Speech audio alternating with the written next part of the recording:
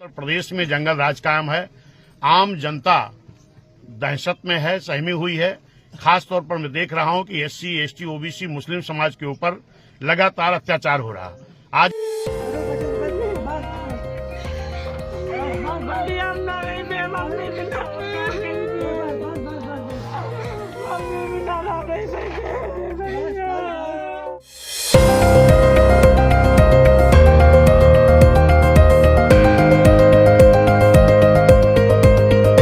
नमस्कार, आप देख रहे हैं यस न्यूज यूपी। मैं रमाशंकर शुक्ला। मैं इस समय मौजूद हूं रायबरेली जनपद के खीरो थाना क्षेत्र के कान्हामऊ गांव। आप देख सकते हैं मेरे पीछे किस तरह से काफिला है।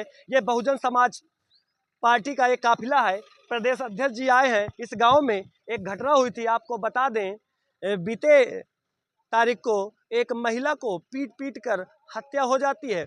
मामला इतना तूल पकड़ता है कि लखनऊ तक के नेता कान्हामऊ में आ जाते हैं। किस तरह से आप देख सकते हैं काफिला है। ये बहुजन समाज पार्टी का काफिला है। मेरे पीछे आप देख सकते हैं कितना लंबा काफिला है। और बहुजन समाज पार्टी के प्रदेश अध्यक्ष आए हैं पीड़ित को न्याय के लिए। मौजूद हूँ रायबरेली जनपद के खीरो थाना क्षेत्र के कान्हामऊ गाँव में। कान्हामऊ गाँव में एक हृदय विदारक घटना हो जाती है।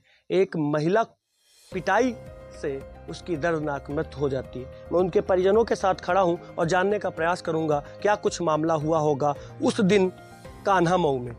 क्या नाम है आपका? आराधना। आराधना, कहाँ रहती हैं आप? कान्हामऊ। कान्हामऊ में रहती हैं। कौन सा थाना लगता है? थाना खीरो। रोइए नहीं, और थाना खीरो लगता है। क्या हुआ था उस दिन? उस दिन कुछ नहीं, हम लोगों से कोई लड़ाई भी नहीं हुई, कोई बातचीत भी नहीं। हम लोग भैंस लेके आ रहे थे, हम और मम्मी। मम्मी चराने गई थी? हाँ, बस चरा के लेके घर आ रहे थे। हाँ, हम भी साथ में थे। हम लेके आ रहे थे तो लोग अचानक से गाड़ी से आए और मम्मी को मारने लगे। हम थोड़ा 10 कदम केवल दूर थे, मारने लगे तो हम जाने लगे तो मम्मी बोली नहीं बेटा तुम यहाँ पे ना हो, नहीं तो फिर तुमको मार देंगे। हाँ, फिर हम नहीं गए। लेकिन फिर थोड़ी देर जब मम्मी को ज़्यादा मारने लगे तो हमारा दिल नहीं करा, हम फिर जाने लगे। तो फिर उनको छोड़ के हमारे पास आने लगे। हाँ, फिर हम चले गए दौड़ के और फिर मम्मी को इतना मारा उठ के बैठने एक बार बैठ गई उठ के, तो फिर उसको बिना जितना मारा फिर दोबारा उठ नहीं पाई।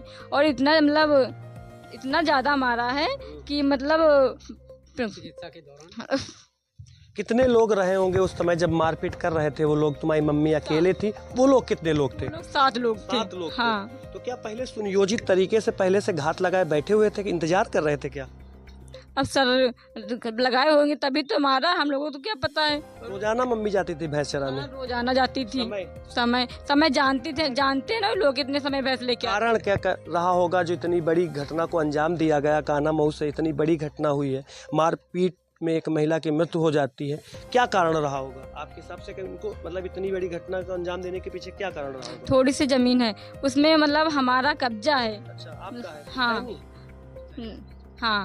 अच्छा, तो कब से नहीं, आबादी है। आबादी की जमीन है। हाँ। आपका उस पे कब्जा? हाँ। कब से लड़ाई चल रही थी आप लोगों की? ये आजी बाबा के लोग सबसे चल रही, लेकिन हम लोग अपने में हम लोग उधर नहीं बढ़ते हैं। वो लोग हमारे लोगों के इधर आते हैं। कह रहे कि इसको छोड़ दो, तुम लोग यहाँ पे तुम्हारा कुछ भी नहीं है, तुम लोग क्यों हम लोगों को किसको छोड़ दो, यहाँ हम तुम्हारा कुछ नहीं, हमारा सब है। अच्छा। हाँ, दबाव बना रहे थे। हाँ। फिर क्या हुआ? मारपीट के बाद फिर 112 बुलाई जाती है और धमकी भी दी है हम लोगों को कि तुम लोगों तुम्हारे घर में सारे लोगों को मार। मेरी गुजारिश है, ये पीड़ित परिवार है, इन पीड़ित परिवार के आंसू ये बयां कर रहे हैं किस तरह से इनके साथ निर्मम तरीके से जाती हो रही थी है। और मैं और भी लोगों से बात करने का प्रयास करूंगा।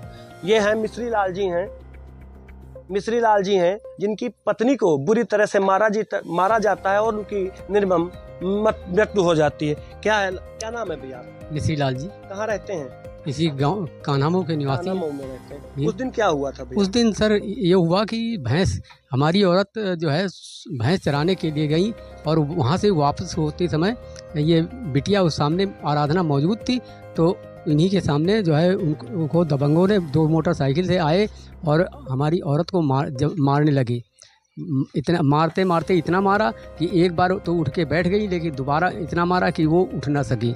और चिकित्सा के यहाँ से खीरों CSC ले जाया गया और वहाँ से उपचार हुआ। उपचार के दौरान रास्ते में जाते समय गुरबख्शगंज के आगे सताओं के आगे पहुँचते ही उनकी मृत्यु हो गई। क्या मांग कर रहे हैं चैनल के माध्यम से आपको? क्या मांग कर रहे हैं? न्याय मांग यही कर रहे हैं कि उन लोगों को, सारे लोगों को गिरफ्तार करिए और उनकी सजा होनी चाहिए। दूसरी बात, क्या नाम, हम लोगों को क्या 1 करोड़ की आर्थिक सहयोग चाहिए और एक लोग को सरकारी नौकरी चाहिए और घर में बुलडोजर चलना चाहिए, शस्त्र लाइसेंस भी चाहिए और हमारी सुरक्षा के लिए पुलिसकर्मी भी जरूरी है और हमें 5 बीघे की जमीन मतलब पट्टा सही चाहिए। इस वक्त पूरे उत्तर प्रदेश में जंगल राज कायम है। आम जनता दहशत में है, सहमी हुई है। खास तौर पर मैं देख रहा हूं कि SC, ST, OBC मुस्लिम समाज के ऊपर लगातार अत्याचार हो रहा। आज इस गांव में आपने देखे हैं, ये गांव है आपका कान्हा मऊ। यहाँ पर अभी बेटी रो रो के बता रही है कि दिन में 9 बजे खुलेआम दिन दहाड़े पीट करके हत्या कर दी गई इनकी माँ की। और अलग से इनको, मैं माननीय मुख्यमंत्री जी से इस बात की मांग करता हूँ कि ये जंगल राज कब तक चलेगा और इसको रोकना चाहिए मुख्यमंत्री जी को। और जो ये मेरे मुख्यमंत्री जी से मेरी मांग है कि 1 करोड़ रुपए का आर्थिक सहयोग दिया जाए और इनको एक सुरक्षा के लिए असलहा इनकी मुहैया कराया जाए, बनवाया जाए। और इनके, क्योंकि ये माँ कमाती थी, भले बुजुर्ग थी, भैंस चराती थी, गाय रखी थी, जानवर जो इनके थे, जानवर चराने गए थे बेटा ना, ये परिवार की देखभाल करती थी, आज इस दुनिया में नहीं है। परिवार की क्या क्या मांग है? मेरी मांग है, परिवार की मांग है कि इनको 1 करोड़ रुपए की आर्थिक सहायता दी जाए, इनको सुरक्षा के लिए एक असलहा की व्यवस्था की जाए और इनके बेटे को सरकारी नौकरी दी जाए। इनकी तरफ कोई